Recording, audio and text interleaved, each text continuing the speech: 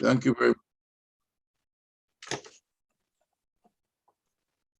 Okay, if you can all hear me, can we get started with the meeting? Can I actually welcome everyone who's actually here, and if anybody's actually looking in from elsewhere, welcome to this Mitchum Community Forum meeting. Introductions. Chris, have you got any introductions? If the councillors want to introduce themselves. Yes, I'm Joan Henry. I'm councillor from Pollard's Hill Ward, live in Mitchum.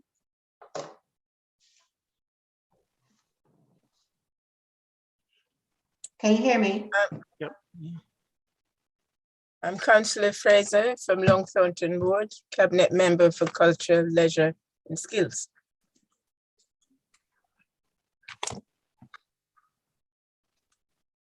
Okay, that's all we've got at the moment. Yep. Is David frozen? Yeah. Yeah. Right, Chris, before David started, he did ask if he got frozen, if I could continue with the agenda for him. So I don't know if that's okay with you. Yep, please, that'd be great. Right, okay.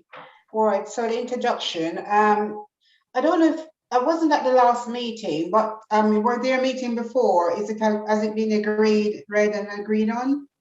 Yeah, it was reported to council in the autumn. Right, okay, fine. Okay, so the next item is Common Side Trust update. Is that Naomi?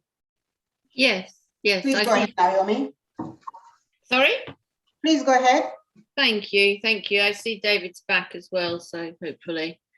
Yeah, I get to say next slide, please, but not next slide, please, yet. So after the last community forum for Mitchum, I talked to Chris about what we've been doing and asked, if he could circulate information about what we were doing, because it's been really difficult to know what everybody's been working hard, but not necessarily, information's not always been getting through to everybody. So this is just a chance to give you a really quick summary of where we are and what we're doing.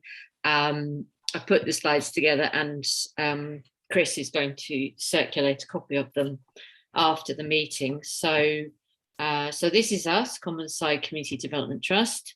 We are in the New Horizon Centre, which is why a lot of people refer to us as the New Horizon Centre, which is absolutely fine. That is the place where we work, and that's the building. That's what people know the building as. So a couple of photos there, the one on the outside. Sure you've seen something similar we were on TV way back about a year ago for the surge testing. And in fact, that shot was used yesterday on Good Morning Britain, very briefly. It was only a couple of seconds on the screen. And the other shot is just to show you that's our main hall, but it's dressed up. So it doesn't look like our main hall. If you glanced at that, you wouldn't say, oh, that's the Common Side Trust, or that's the New Horizon Centre. So just a reminder that with a bit of care and attention, we do actually spruce up quite a lot, and we are renting out our rooms again. So that's a little plug there. So next slide, please. So there's a couple of slides on Step Forward, which is one of our two main programmes at Common Side, and many people know of it, and the really hard-working team that we've got there working in Step Forward, supporting families, but also other adults all around where we are in Pollard's Hill and East Merton. Most of the people we support are fairly local, but not necessarily. So we do have quite an outreach as well. And throughout, so from April 2020 onwards, much of the emphasis of what we did, what we were doing was around food supplies, food parcels. We work with a number of different partners. You can see there, I just put in a couple of figures. So, at the peak of both lockdown and really bad problems with food supply, we were doing about 100 food parcels a week. And when we look at what we were doing last December, which was a sort of moderately bad time, then that's down to 50 food parcels a week. We've no idea, it could well go up again with problems with budgeting and fuel prices going up. So it's kind of a watch that space. So people have known us very much for our food activities and the way we work in partnership on those. But if you go on to the next slide, just summarizes what the outcomes are for individuals and one in there for the community as well. The support that we offer is much broader, much more wraparound than just the food support, which has been sort of heightened and really, really important in the last 2 years.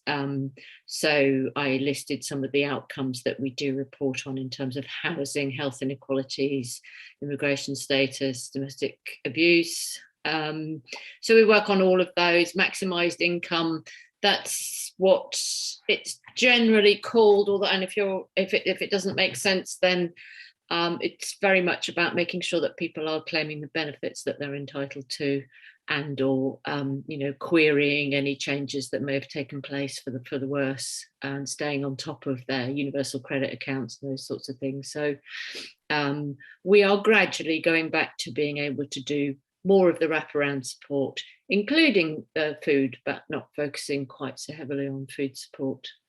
Next slide, please. So this is a quick look at how the Lunch Club for Older People operated from April 2020 and right through to now-ish. It's been a changing operation for us. So we didn't have any diners in the building. We delivered hot lunches to people's doors. The number of people daily was lower than people that were coming into the building, because some were either staying with friends or family or had other ways of getting their meals. So some were not living in the area for some or part or all of the lockdowns. So although it says 12 to 15 older people, they weren't the same 12 to 15 older people throughout the week. So actually the number of people we were supporting is higher than 15. It's probably more like 25 to 30. There's a comment there about some clients opted in and opted out again. This was sometimes in connection with illness or moving out of the area, moving back in again. And we work really closely with the Community Response Hub. We still do. I chair the steering group for the Community Response Hub meetings, and we were one of the small number of organisations who helped Merton Connected and the council and NHS to put the hub together right at the start. We don't do shopping, but we do food supplies for older people. We've produced some newsletters.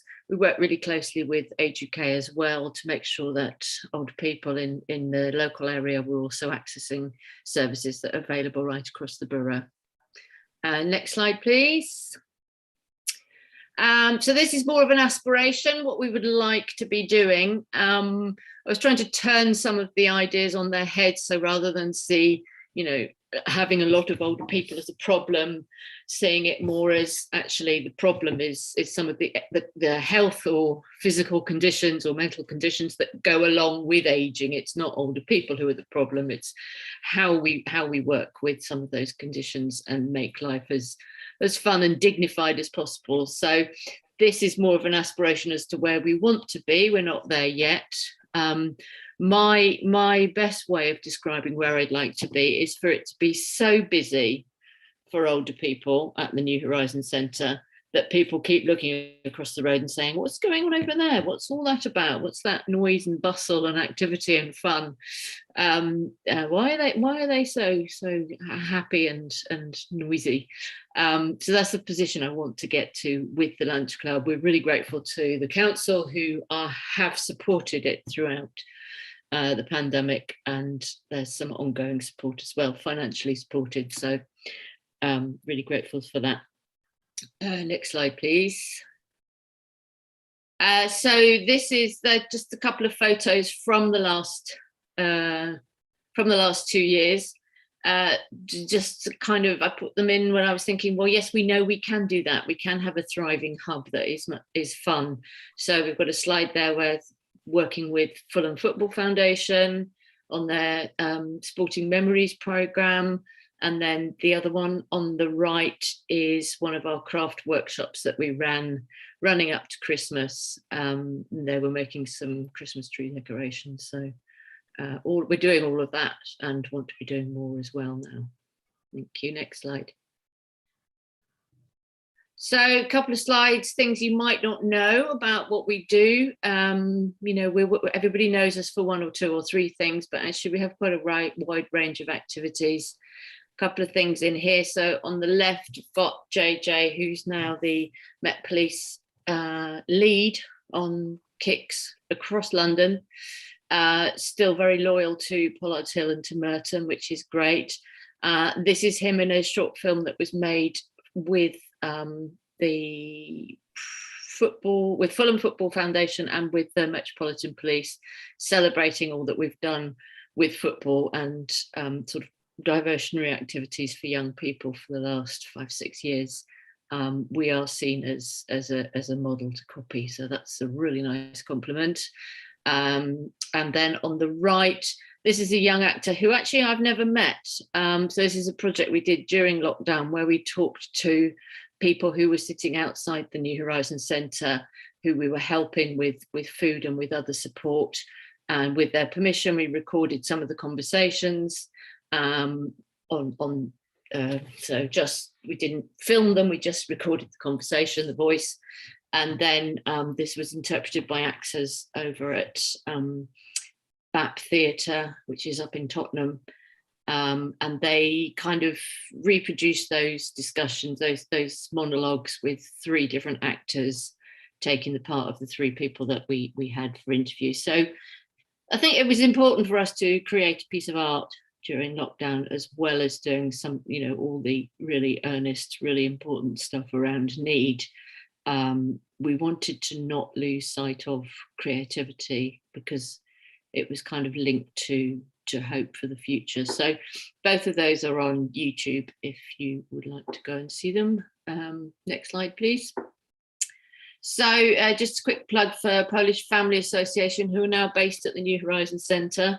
They still do some work in Collier's Wood, but they have an office with us. They are contracted to deliver the online identity checks for the Home Office for EU settled status, also for Windrush applications and other sort of low-level ID questions around immigration. So that service is open to anyone, not just Polish people in Merton. I asked Sławek, he says he's supported over 1,200 people since the deadline, which was June 2021. Before then was supporting a lot more.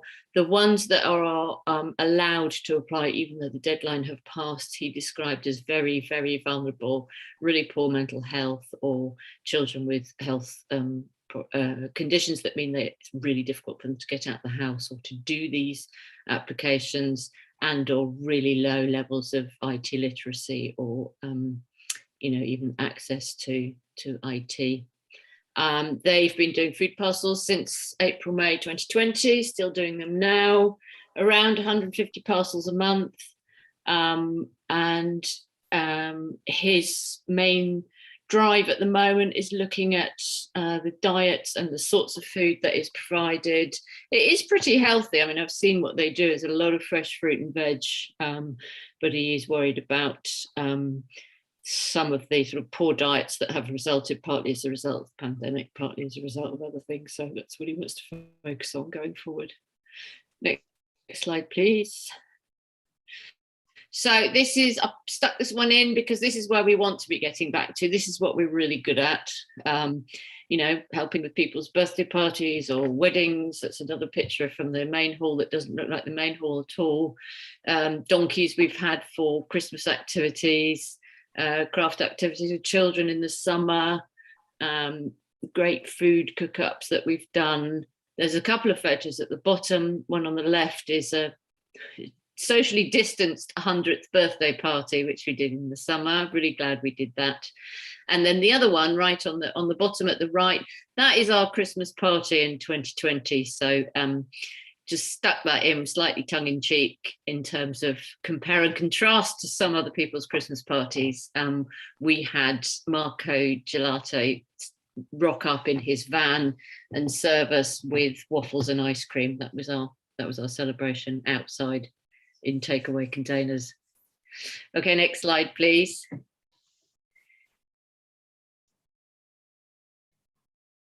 Oh.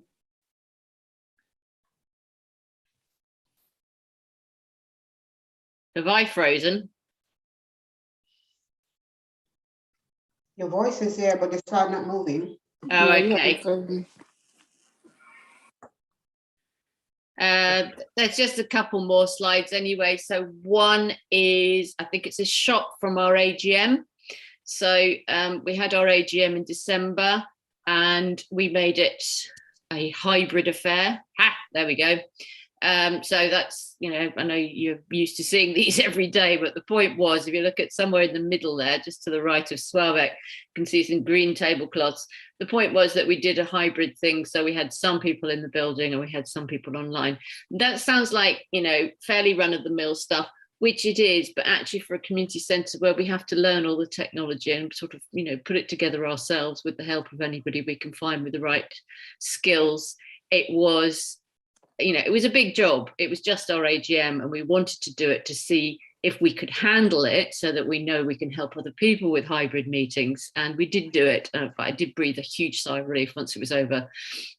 We'll go back and see what we've learned and see how we can offer it to other people and work on digital inclusion. But it was hard work. And if you move on to the last slide, which is us in the main hall, I would much rather do this kind of work, which is with people, much less stressful. Put that slide in because that is our league champion team, football team, Raising Stars, that we've been working with since they were quite a lot younger. They're now 16, 17. And they ended the season and won the youth league that they were in. We're really proud of all of them. They're certainly not angels, but really proud and love them all. And also to me, that says these are the children that we as the village are bringing up. That is what we do. And we've just started with a new cohort for Raising Stars football team. They are sort of tiny in comparison. They're sort of 8, 9 years of age, and we're going again. So yeah, that's another set of children that we, as part of the Pollard Hill and East Mitcham village, are proud to be helping to bring up. And I think that is me. Yep, just ending up with my business cards. Happy to talk to anyone, answer any questions now, or send me an email or give me a ring if you want to do that, if something occurs to you later down the line. Thank you very much, and thanks, Chris. Right, thank you, Naomi. Thank you for that. I mean, well said. Any questions for Naomi, please?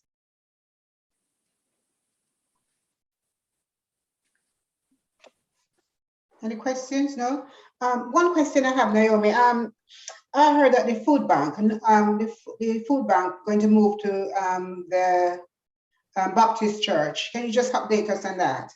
Yeah, there's because there's several different sources of food support in Pollard's Hill now, which is great in some ways, and you know, in other ways you sort of think, gosh, it's really sad that we need such support.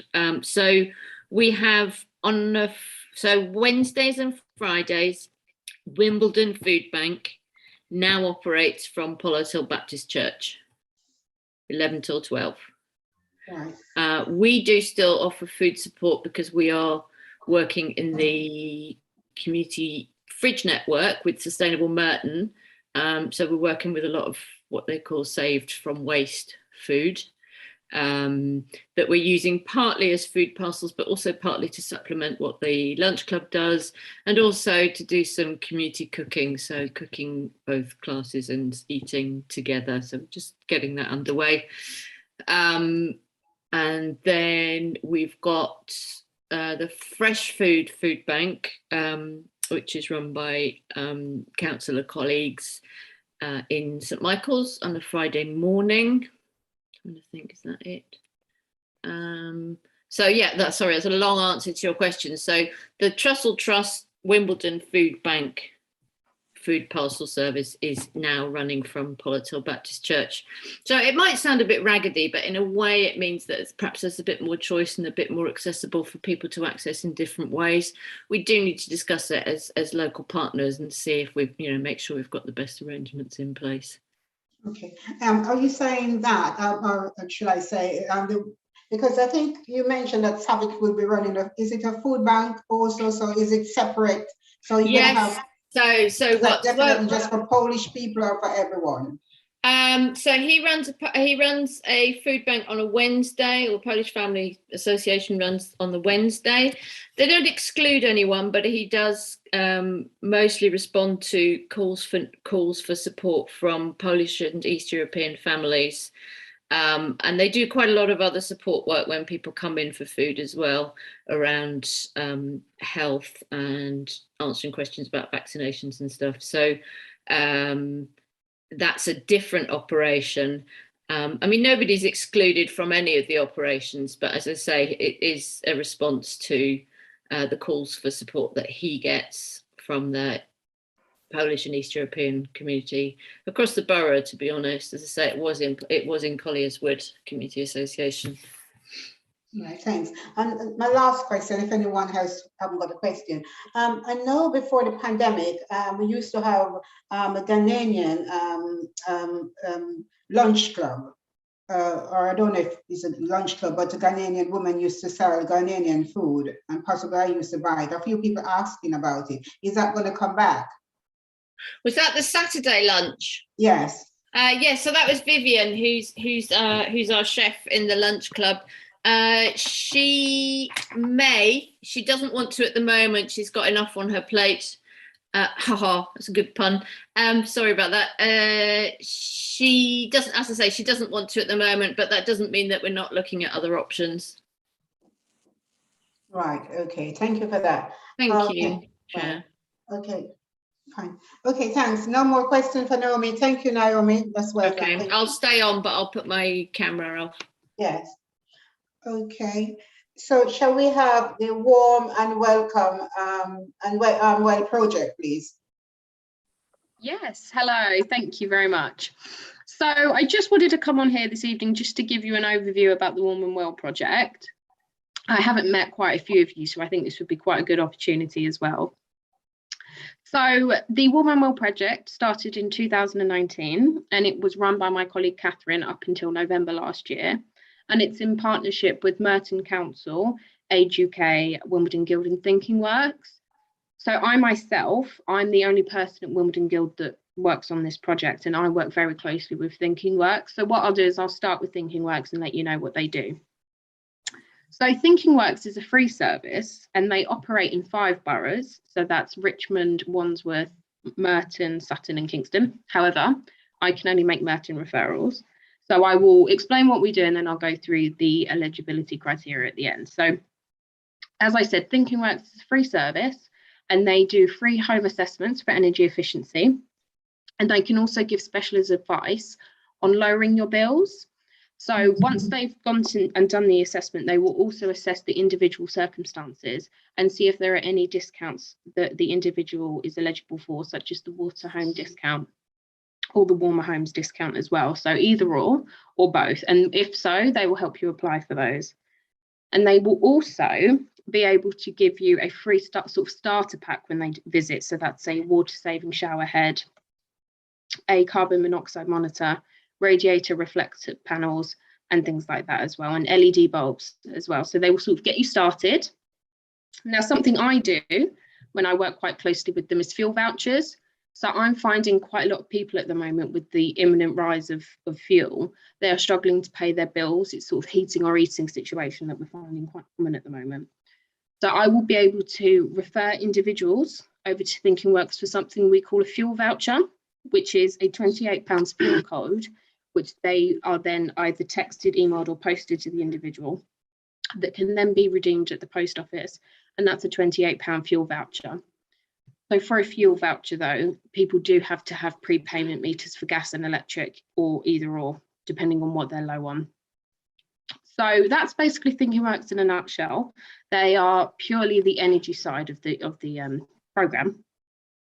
And the eligibility criteria for that is you must be a Merton resident. You either have to be over 65, have a long-term health condition, or be on a low income. So one of the three, and you will be eligible for help. So whether that's in the form of financial help or advice, one or the other. So another branch of the Warm and Well programme as well is the Handy Person Service, which is a very popular service. The individual is called Chris, and he works on behalf of Merton Council, and he is a free service to individuals in Merton to be able to do small jobs around their homes, such as shelving, curtain poles, light bulbs, and he can also do resealing the bath and blocking things like and toilets and things like that.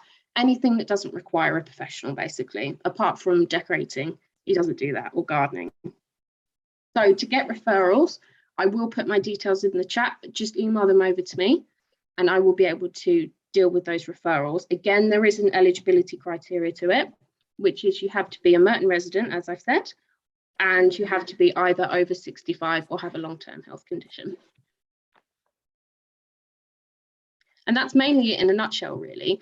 Other than that, we go out and we do quite a lot of outreach, and we have information packs that I'm happy to distribute to anybody that requires them as well. Right, thank you very much. Any questions, please? Come on, somebody must have a question. No questions? And do you also hold coffee mornings too? So we do at the Wimbledon Guild. It's not part of the project, but we do have activities that I would be able to also send out an activity list to anyone that would be interested. Okay, great.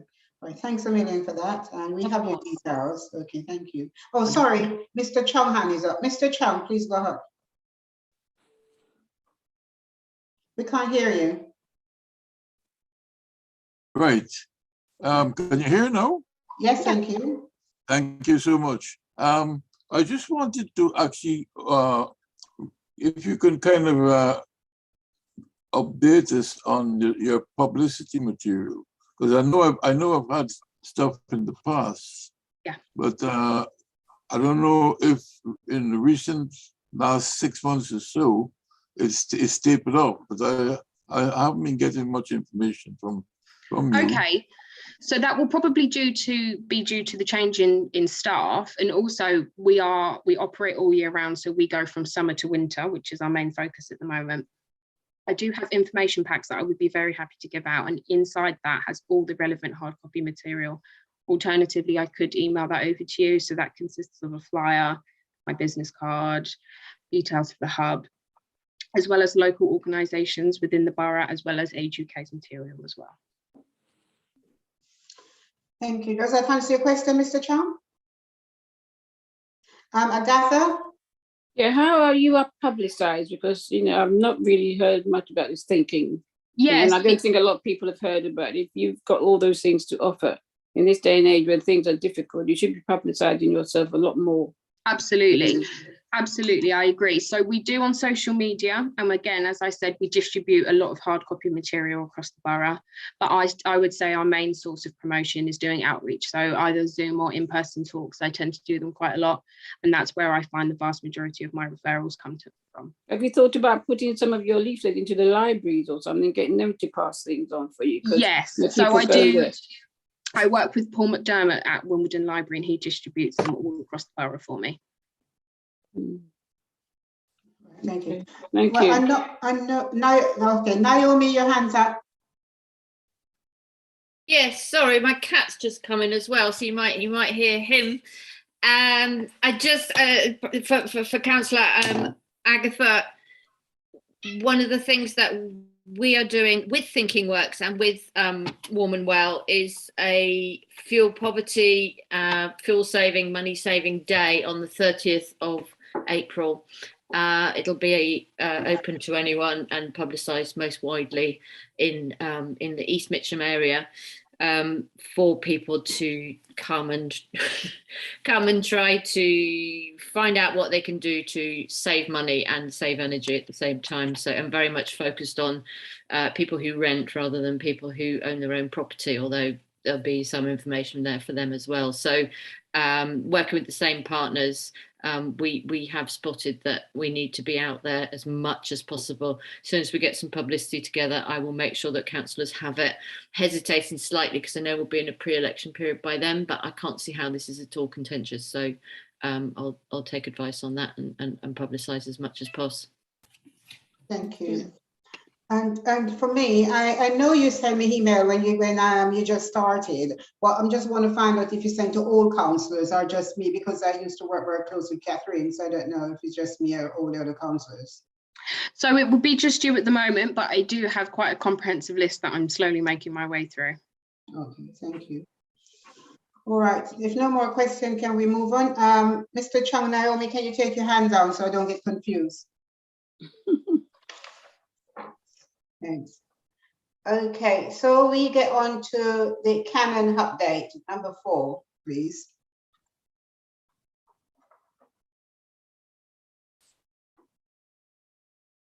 Who's doing canon's update? So that would be me. Sorry, I was just waiting for the slides to come up there. Right. And I guess everyone may know you. If you want to just introduce yourself again. I don't know if everyone knows you by now. Absolutely. So my name is Amy Keane and I'm the Community Engagement Officer for the Canons House and Grounds National Lottery funded project. I sit within the Green Spaces team at Merton Council, and I work with Alison Plant, who's on the call today and will be able to share the questions with me at the end. She's the project manager, and we work closely with Merton colleagues and with community organisations. The plan of action for today is just to give you an overview of where we're at with the project, because I last spoke on this forum, I think over a year ago, and a lot has changed since then. So I've got some nice images to show you, befores and afters, and I'll be able to update you on our plans for this year. So next slide, please, Chris.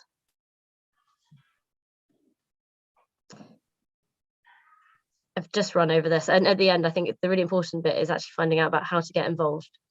So the project team, so we have been working closely together with numerous community organisations. Some sit on our steering group, and were instrumental in getting the funding off the ground and have supported the project throughout.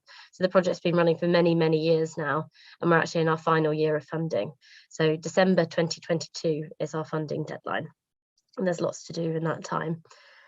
We are funded by the National Lottery Community Fund and the National Lottery Heritage Fund. Next slide, please. So I just wanted to show everyone this because I'm sure being Mitcham based, you would have been walking around a lot over the last year and noticed lots of changes, but I think it's quite fun to be able to see before and after shots, because it really shows how much we've kind of witnessed change. So the exterior of the house has changed really dramatically. We can see here that the architect's intentions of kind of tidying up the exterior have really kind of been realised. With the downpipes, they're all going vertically and are much neater now. And I think it's really fun to be able to spot the differences in the windows. So on the left-hand side, in the photo on the right-hand side, we can see that the windows on the left have been painted on. So they're the false windows. So we can see in the image on the left that they're not there. So they are a decorative feature that would have been part of the original architecture. Also, we can see that the window above the back door has been moved, so it's in a central position now above the door. So that's above the staircase when you're inside the house. And the intention for that is just to smarten up the exterior and to bring it back more in line with how it would have looked when the house was originally built, which was in 1680. Also the beautiful new terrace, which really complements the East Lawn area. Next slide, please. Okay, so I just wanted to show you inside the house, and this room really specifically because this is the community room inside. So the intentions for Canon's House are to let it to a workspace operator, which we're in the process of procuring at the moment. But this room will be available for community hire and for community activities and events, which I think is obviously an incredibly good thing. And it is a very beautiful space. It overlooks the pond. So here we can see how the room looked during the restoration period and how the room looks now. Really bright, a really nice place to be. The ceiling is really important here. What we had was one section of remaining ceiling, which the building contractors, Buxton, they took a mould from, so then they could replicate it across. So what we have is a direct replica of the original Lincruster ceiling. Next slide, please. And again, I just wanted to show these because I like them a lot and I think it's really fun to see. But this room was damaged by fire years ago now. But what we can really show here is the quality of the craftsmanship in restoring the building. This room is the only blue room in the house. I think that's probably why I like it so much. It really stands out. It feels like a really special place. And we can just see how the panelling here has been preserved now. I think that's a really important thing to take from the lottery funding, is that what has been achieved is to really ensure that the heritage of the house has been preserved for years and years to come. Next slide, please. Okay, so the Dovecot. So thought to be the oldest surviving building in Mitcham. I say thought because there is a date stone inside there, but we're not sure exactly if the date stone shows that the Dovecot was built in 1511, or if it shows that the date stone has been kind of pinched from another building that was built in 1511 and then reused inside the Dovecot. But the really good news about the Dovecot is that it was on the Heritage at Risk register, and it has now been removed. So it's no longer deemed to be at risk by Historic England. So that's really good news for us. The image on the left shows the Dovecot from the inside, that's the roof. And then on the right, we have the Dovecot itself. So it's the cupola and weather vane have both been restored, and the building is now safe. So we've had we've been able to open it up and show people around again, and we'll be doing that more this year. So yeah, it's available as a public site once again, which is great news. Next slide, please. I wanted to show you all this one because on the left-hand side, we have from the Merton Memories archive, a sketch of the obelisk, which is dated 1823. So we can see here how rural Mitcham was in the 1800s. And also we can see that the obelisk was part of the estate, the canon's estate. Then kind of later building interventions meant that a wall was put up, and it kind of brought the obelisk closer to the road. But what our landscape architects wanted to do here was to create a new entrance to the site and to once again incorporate the obelisk with the house. So we can see here from this view that it's actually much closer now to the view in the 1800s as it has been. The hedge, this is taken only a few months ago in winter, but the hedge will grow a lot more in the summer. Yeah, and then in other pictures you do see a lot more kind of greenery, but this is only a few weeks ago. Next slide, please.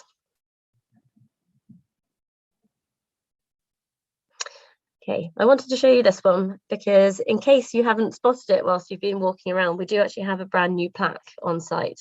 So there are two plaques that are dedicated to members of the Cranmer family.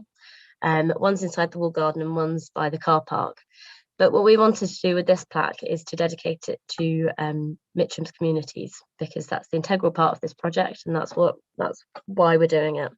The wording for the plaque was created by the steering group members, so representing different community organisations, and we worked with a local stone carver to be able to create the plaque.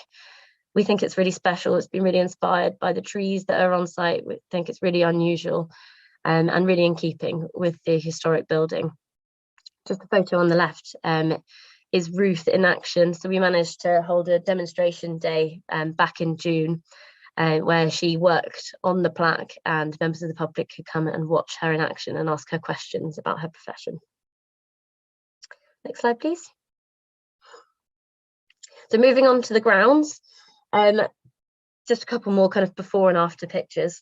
So the historic running track. So this was first built in the 1920s when this area of the park, now part of Cannon's House and Grounds, was owned by the News of the World, who owned Park Place, the neighbouring Georgian mansion.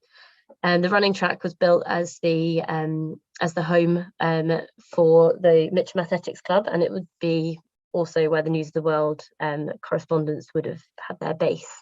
So lots of famous athletes would have trained here.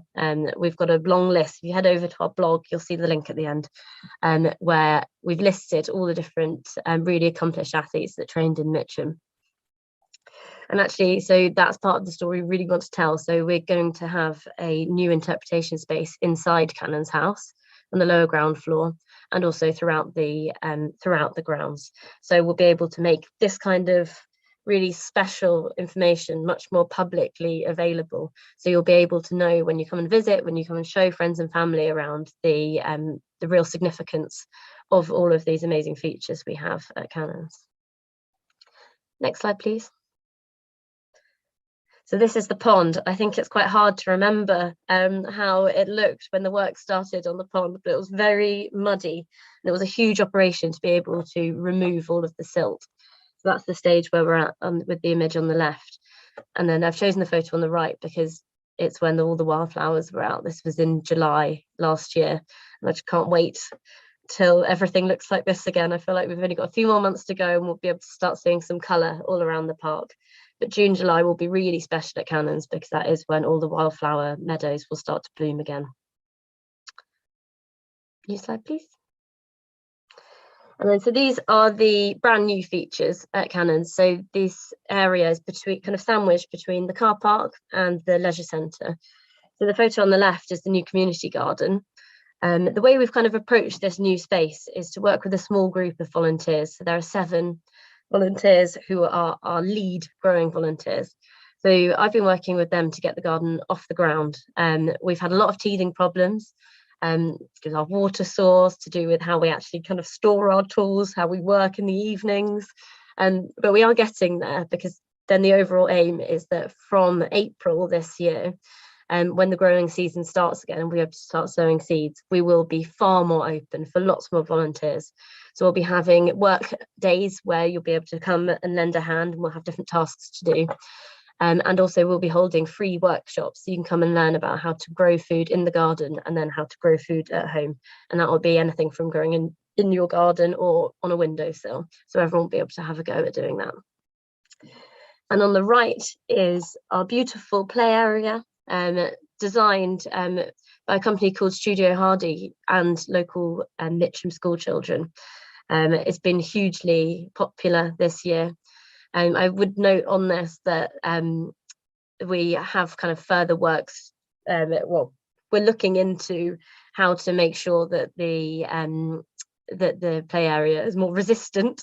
So a lot of the planting did take a bit of a battering when it first the play area first opened, but the landscape architects are looking into that now and looking at potentially having a kind of a more robust surface under the areas that have actually taken a bit of a hit.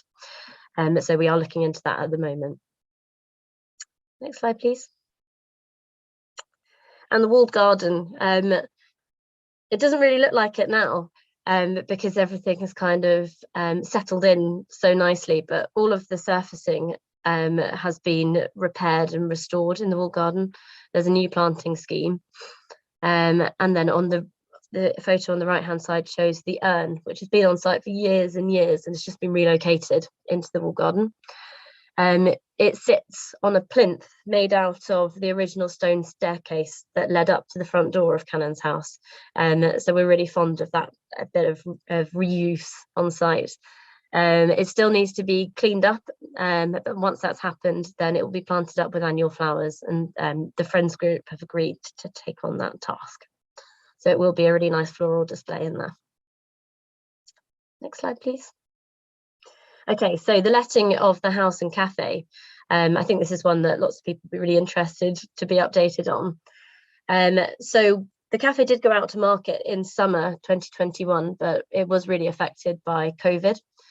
what we're doing now is monitoring the situation and to see what the best options are. We really want to make sure that we get an operator into the cafe that is the best fit for the space.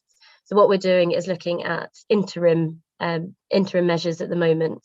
Our commitment is to have a refreshments offering in place for the community for this summer period. So that's a space where you'll be able to go and buy food, drink, and also for park users to use the new toilets.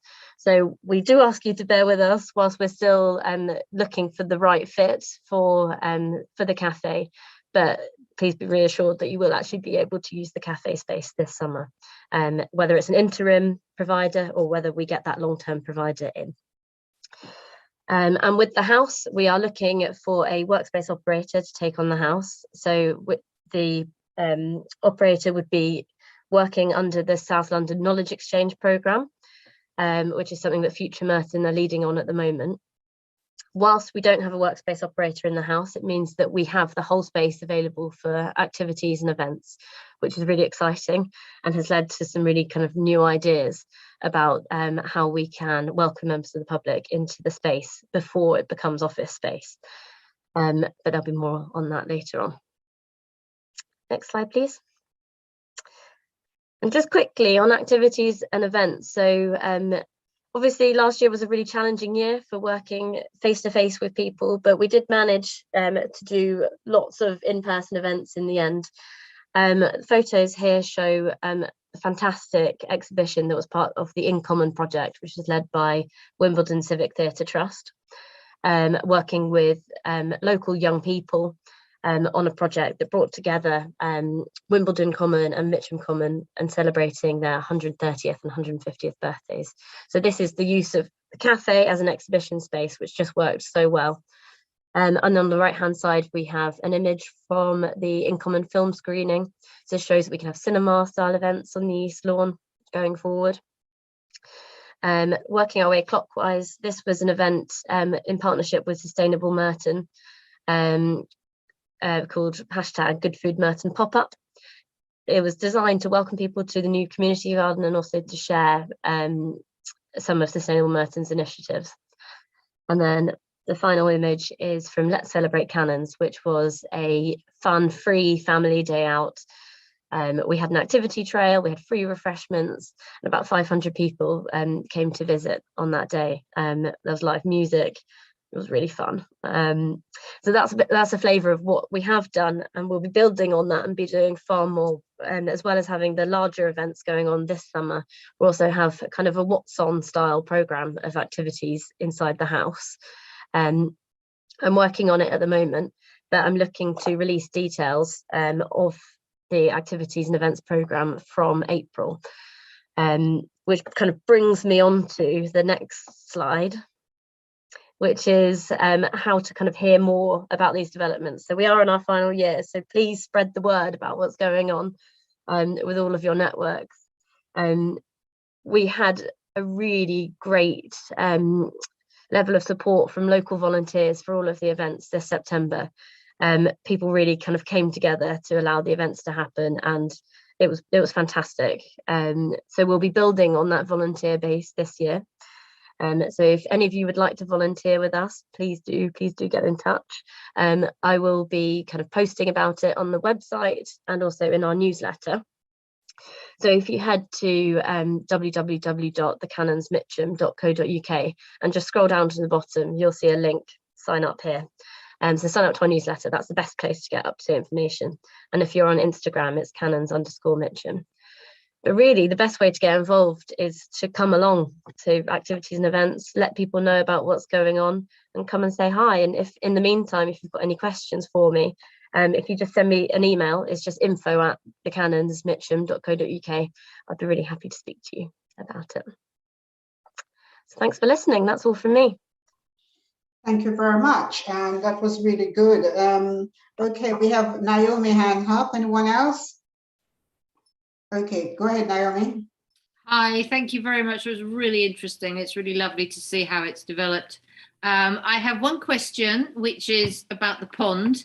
I'm really interested to know whether there are any signs yet of frogs or newts I'm very fond of frogs and newts, and it'd be lovely to know if they are starting to use the pond again. You may or may not know the answer. I don't expect you to dash out there and have a look right now. But it, you know, along with the wildflowers, sort of, you know, what's happening with flora, with the fauna would be really useful. Perhaps not today, but that does interest me.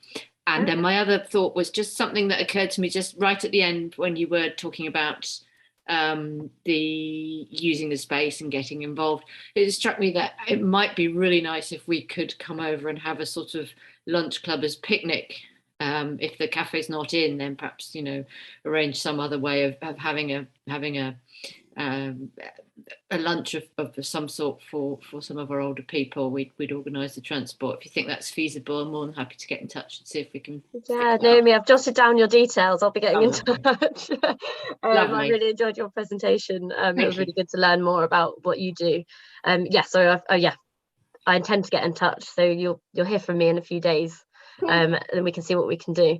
And I think the question about the pond is, we haven't done any surveys on the pond since the restoration works have been completed. We can see that there are ducks using the pond again. There are lots of birds around, but ecological surveys haven't taken place since the works have finished.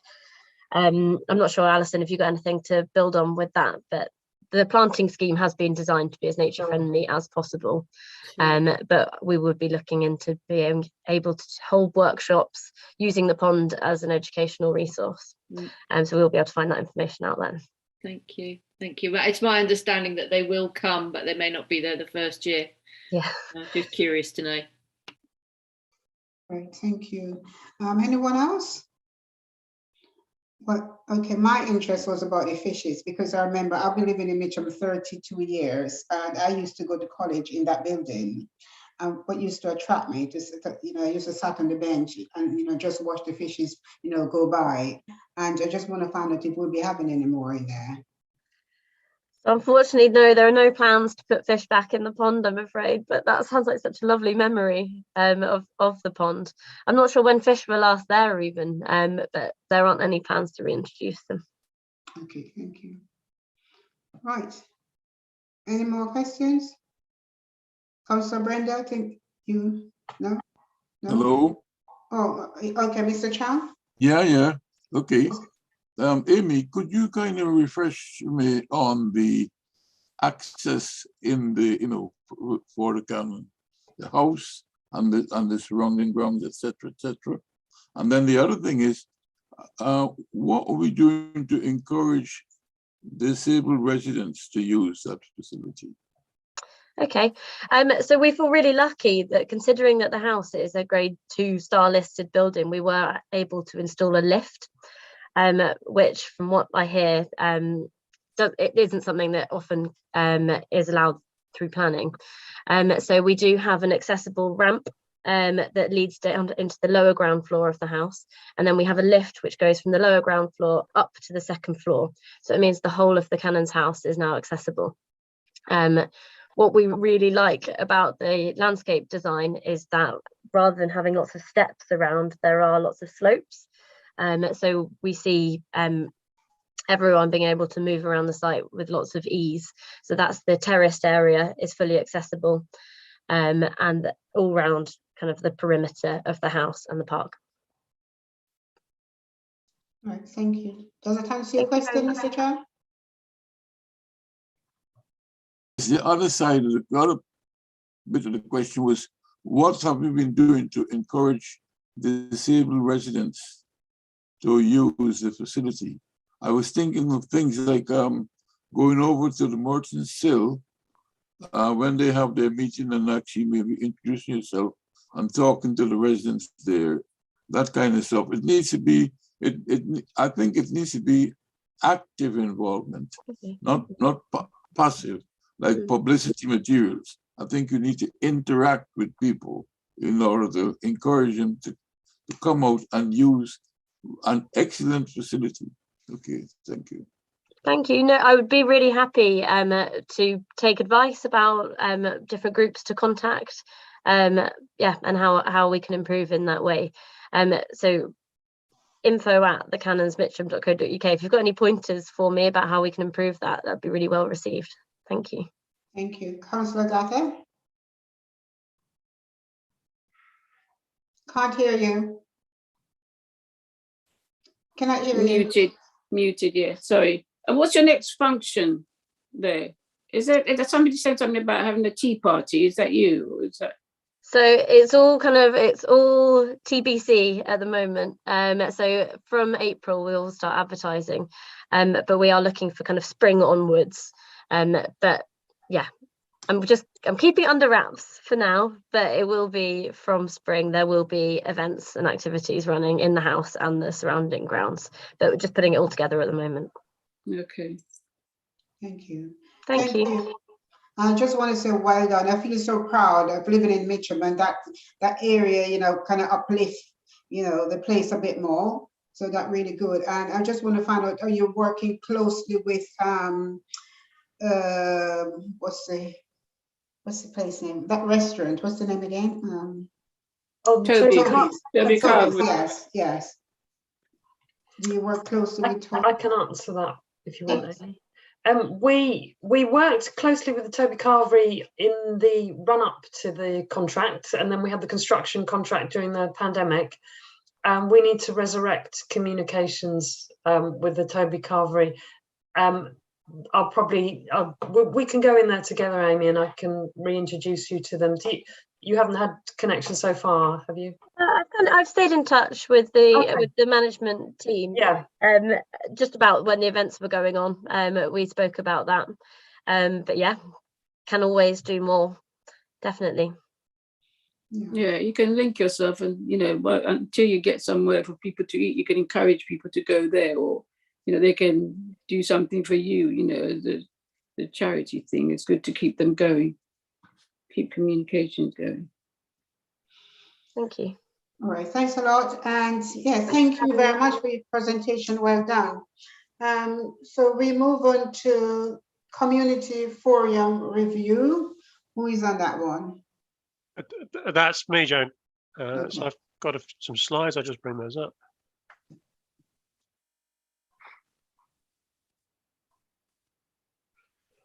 So we thought we'd take an opportunity to try and get some feedback on the Kinsey forums as we start to come out of lockdown and doing these things remotely. It's been a decade since we last made any big changes to the forum, and each one of these areas started meeting at different frequencies. They changed the way they operate a little bit. So when you've been doing something for that long, we really need to have a look under the hood and see what's working and what's not. And obviously, over the last couple of years, things have changed very radically, and we've been doing these things on Zoom rather than in person. So that's opened up new technologies, but also we've had to learn how that works in practice and what, can we take benefits from that? But also there's been an impact in terms of attendance as well. So we want people's feedback on how that's worked. We also did the Your Merchant engagement program last year. And one of the things that came back from that quite strongly is there is a real desire from a lot of people who participated to be involved further with some of the kind of big aspects around things like open spaces and high streets that were being talked about in that work. So how does forums fit in with that? How can we open up access to these forums so more people can get involved? So we want to get an idea from those who've been to the forums and those who haven't, what they think works currently, but also what could be improved. We've also had a look at other approaches. So I've had a look at all the other boroughs in London. What do they do? Do they do anything similar? Do they do something different? And we want people's views on some of those alternatives. What might work in Merton? What can we borrow? What can we learn from? What can we, tag on to what we do already? And I thought it'd be helpful to run through some of those alternative approaches and get some feedback at this meeting. But also, as there is an online survey to people to complete who perhaps are watching this on YouTube after the event. I've found 8 different models in London, including a batch that are quite similar to ours. So I'll talk about the ones that are a bit different. So some boroughs run formal structured committees, area committees, for example, over the border in Sutton. So these are formal committees of the council, run by the councillors, often with co-opted groups attached to them as well. And they are run like a committee meeting would be. So it's quite structured. There's support from officers as well. And as with scrutiny meetings or other meetings, the public can speak at those, but it's in quite a structured way, much more than so perhaps we run things. Some councils have gone down the road of getting external organisations to run their local networks. That can either be a single contractor running all of them, or it can be existing residents groups running sessions in their area, but that work then being coordinated by the council. That can be also in public or online as well. So Lambeth have a similar project that they've got networks in each ward, and they are run by volunteers, and they both have online meetings and a online discussion board where people can chat amongst ideas. Digital panels and digital boards. Quite a few boroughs run panels. These are recruited, either people nominate themselves or you invite people to participate, to try and get a representative sample of the borough. That might be 1,000 or 2,000 people. And then they get regular online surveys to complete. That gives the council a snapshot of what people are thinking about particular issues. But obviously it's not open. It's not, it means that not everyone can participate, but you do get quite good feedback from those. I've done something similar in the past at a previous job with a postal version because it was that long ago. But nowadays these are generally done online. Or you can have discussion boards. These are online discussion groups. They're much more open. Anyone can participate. Obviously, there's an issue around moderation and making sure people are, behaving within certain standards. But in the main, they're quite well, self-policed. And somewhere like Barking and Dagenham runs discussion boards, again, for each ward. So it's broken down to that extent. Question time events, people who've watched Question Time on TV will be fairly familiar with these. They're big public meetings where the administration or elected councillors, if it's a quite locally focused one, and any relevant officers can be quizzed by those who turn up, often broadcast online as well nowadays. They can either be borough-wide or much more locally focused. So the Mayor of London does regular question times. I think he does them quarterly with all of the Assembly members, and they move them around London to different parts. They're generally quite big events hosted by someone from LBC or a journalist, and broadcast online as well. At the other end of the scale, Wandsworth do a session in each ward. They move around every month. So I think each ward gets a visit once every 2 years, where the leader of the council and cabinet members and senior officers are there and are quizzed on those local issues. Citizens' assemblies have become quite trendy over the last couple of years, used quite heavily around climate change, for example. And this is where you invite a random selection of residents to come and have a discussion. And it can be quite a lengthy, half day or days or series of events, go into a lot of detail on a particular topic and recommend solutions that then become council policy. So Newham has been doing that around some of the regeneration work. Others around the country have been doing it, particularly on climate change. And there's also been national ones on a wide variety of issues. It worked very well in Ireland when they were looking at things like gay marriage and changing the abortion laws there. They used citizens' assemblies to try and discuss some of the more tricky issues around those.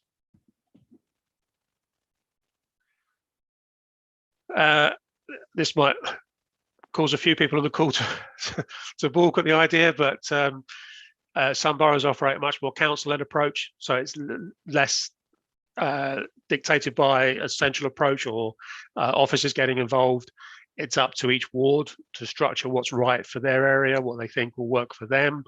They host those meetings, but then there's a mechanism for them to feed back into the organisation. Ealing have a similar structure around that. Lambeth have done something similar in the past as well. Waltham Forest used to have a structure, but they've changed it recently. So it's a much looser, it depends on what each ward wants to do. But obviously there has to be some support into the councillors getting involved in that. So what we'd be delighted if people would do is go to our consultations page, links on the page there, complete the survey. It's a mix of questions around the existing forums, what it's been like during the pandemic and what it was like before, but it also what other options might work and what they might think, what they think of those. The survey will run until the 4th of April. So it's open for 6 weeks. It started yesterday. But I'm obviously here to take any questions or comments now, either generally on the forums or on those specific ideas for how we could do things differently.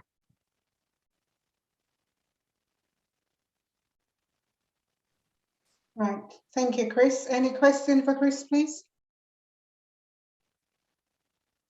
Agatha? Sorry, yes. I did want to know, Chris, when are you returning sort of to face-to-face? Have you thought of doing hybrid, half sort of Zoom? And because there's residents who haven't got Zoom and they've been getting on to me about coming back. So have you thought about doing it or doing both so they can actually come and enjoy? Because some of the older ones that used to come before are feeling that they've been left out. Yeah, I certainly would want to get back to something face-to-face, and but it also would be a shame to lose the impact that the technology's had as well. So my preference would be to go to hybrids. Yeah. I hope this is the last time we have to do something that's online only. At the moment, the council's overall policy is that non-decision making meetings are remote because then you're not putting people into, a risk. Particularly the sorts of venues we use sometimes. So I think with the changes at the end of the week, the plan is then to review that policy. So we've got Mitcham and Morden forums this week. They'll be remote. We've got then Wimbledon and Rains Park towards the end of March. I suspect we might be in person for those.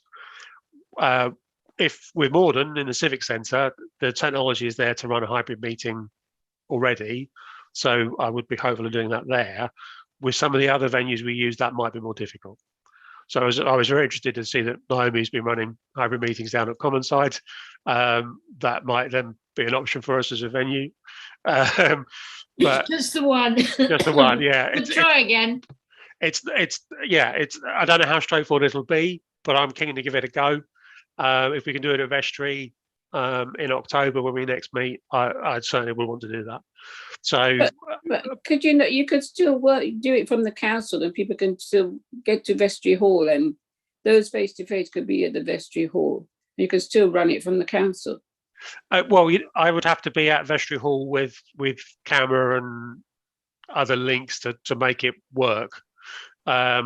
So at the moment, because the technology is installed in the Civic Centre, I just have to rock up with a laptop. I'll need to talk to my IT colleagues about what kit I would need to take that out and about and be reliant on other people's Wi-Fi. They'll just have to join you on the Zoom, so you won't really have to take your things there, won't they? Well, it's a bit more complicated than that because obviously they need to be able to interact with the presentations and so yeah, the technology at the Civic is quite clever in that it flicks between people who are contributing from home, people who are contributing. Well, if I just take my laptop to Vestry Hall, it won't do that automatically. That's something I will have to set up, and I'll need the right kit to do that. But that would be the plan, certainly. It's being done. So we just need to get into a place where we can do it. Thank you. Mr. Chang, please go ahead. Thank you, Joan. Chris, your presentation is very complex because it's not going to be easy for people to get their heads around all that stuff in order to make some comments on it. I wondered, Chris, if we could simplify that by maybe reducing some of it. So it seems quite a lot of stuff. Yeah. Well, if people are doing the survey, there's less detail in the survey than there is in the presentation I've given you. It's a line that explains what each of those 6 things are, and then a question to ask them if they think they might be an improvement or worse than what we already do, and then also a chance for them to comment more generally. So we're not tied to sticking with one model or going with another model. It might be we borrow elements of what people like from elsewhere and incorporate that to what we do. I'm certainly not prejudging anything. It's an open discussion. And obviously with elections in May, it'll be talking to the administration that's formed after May on what their priorities are and what they would like to see as part of the broader package of how we engage people. So that'll include things like resident survey, our online consultations, how we do other things. So we'll need to look at it in the round as well as specifically on the forums. Right. Chris, are there any updates on the Mitchum Carnival that are coming up? I know you sent a survey out, which I've completed, but can you give us a little bit, anything you want to talk about it now, or you just want to leave that until, in the next meeting? So at the moment, as far as I'm aware from the colleagues in Green Spaces, they're looking at the options for this year of what they can do and where they can do it. So I think they put in 3 different locations where they could have something either in the town centre or close to town centre. So that survey closes and towards the end of March, I think it is. So once they get that feedback, they can then start to plan for this summer. Okay, and we just want to encourage everyone to fill the survey, and because we definitely want to know, what people want and, what they like to see. I mean, for me, I love the 90s, and I hope we get back something similar to that. Right, okay. Does anyone else have anything else to ask? Any other questions? No? Anyone else? No. Okay, thank you, Chris. Thank you for that. Okay. Okay. Yep. Right, great. Okay, so we have open forum. I mean, this is my first chairing this meeting, so just explain what the open forum is. It's just for people to talk. Yeah, so anyone can raise anything they want at this particular moment. We had a couple come in advance, so I'm happy to go through those to kick things off. So last meeting, James McKinley came along to talk about the Rowan road development and the new community centre and health facility. David's request asked him for an update for this meeting. What James has said is that the final plans for the community facility and health centre have been agreed, but they're going through the sign-off with CSM, who are the new partner that's been appointed by the developer, and the clinical commissioning group. Apparently that's quite well advanced. So James is hoping that they'll be able to provide an actual start date for the works relatively soon. So a lot of the problems they were having when we met last autumn seem to be resolved, and we hopefully should see some movement on that. The other issue that came in advance from Susan, who's a regular here, is where we've installed on-street electric car charging points, whether it's possible to have dedicated parking bays next to those points. At the moment, apparently, it's quite difficult to park your car near the on-street charging points. I don't know the answer to that one, so it's something I'll raise with Highways colleagues and get some feedback, and then try and include that in the notes of the meeting. Anything else? Is that you? There's a question from Mark about Mitcham Bridge on the boundary marker and finishing the fencing and trees. I don't know the answer to that unless anyone else does, but I'm happy to take that back to James and get an answer. Great. Great, thank you very much. And if we do not have any more questions. Just want to say thank to everyone that take part in this forum. And Mr. Chong, you just put your hand up. Do you want to ask a question? I do.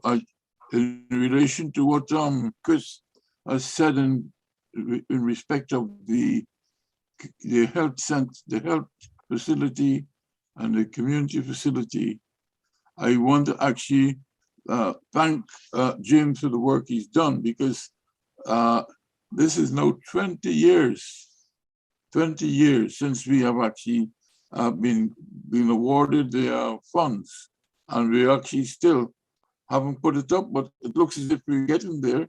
And I think it's absolutely wonderful that that's going to happen, because it's been 20 years lost while we did not have the community facility and the medical facility.